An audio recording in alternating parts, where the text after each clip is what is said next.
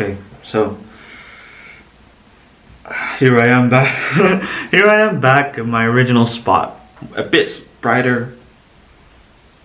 The sun is out a bit, but it's a bit brighter than normal. Um, so yeah, so basically, back when I was in Indonesia, I had the privilege to go to an international school and do an international curriculum there.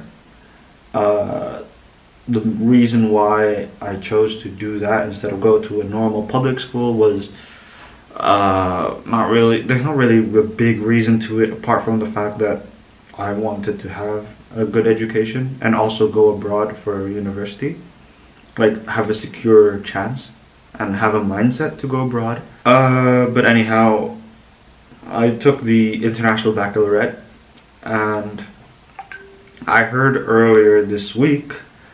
So this is today's the 8th, and a few days ago, or actually yesterday even, I heard people. Well, I still have friends back who are still doing IB who just graduated of this year, so the pandemic year, and they got the results, and some of them were happy with it, some of them were not.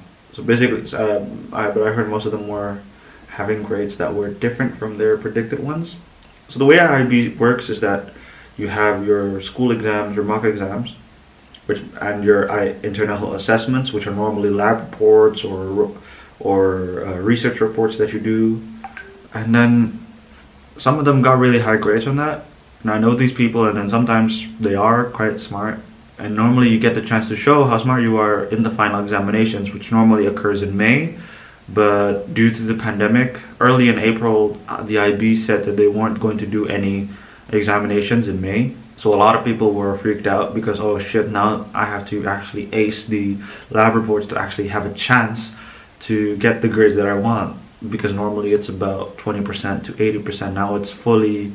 Now the weighting has changed.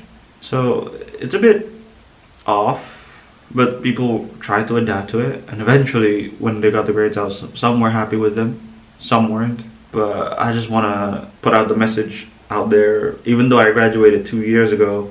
I just want to put the message out there that you may worry about your grades now, but look at me looking back in 2 years. After 2 years, it's not. I'm not saying that it's not a lot. Like grades does tell you much because it can decide your future. But what it doesn't say though is how you as a person can develop.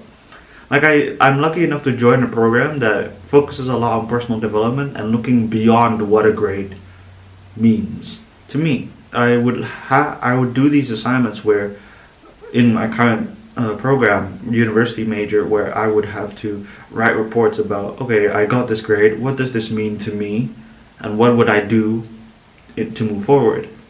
And I think that's what a lot of high school students actually should do.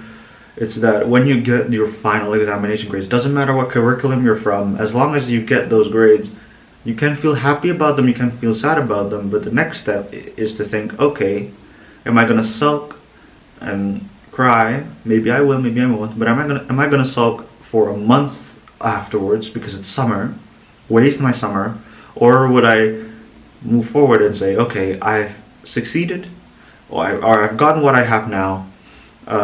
What am I gonna do with it? Will I move forward, do something else, build from what I have, or will I decide, okay, I'm happy where I am, I'm going to stick to my plans? Like those kind of conscious decisions are what help propel us in life. And I think that's the main message here really. Like people are there are I still have friends who are kind of worried of what their grades tell about them, and I do understand. Final examinations are basically your main decider of life. My point is more that there's always options. We're lucky enough to live in a society where options are abundant. There's a lot of choices that are available to us. I'm not saying about like going to becoming a barista in Starbucks or being a fry cooker at McDonald's, being at that low level. It's you can be a freelance writer. You can learn. You can take online courses. A lot of universities are bringing out online courses anyway. So there are opportunities for you to do this summer. that can help you in other ways to prepare you for life after high school. What I did was to do an internship. After my high school days, I did an internship, and basically that internship helped me be to decide what kind of person I would want to be when I enter university. And it's not from my grades, it's from that internship, because my grades were one part of it. Those grades for me at the time was, oh yeah, these grades are going to decide whether I get into the university or not. And for most other people, that is the case.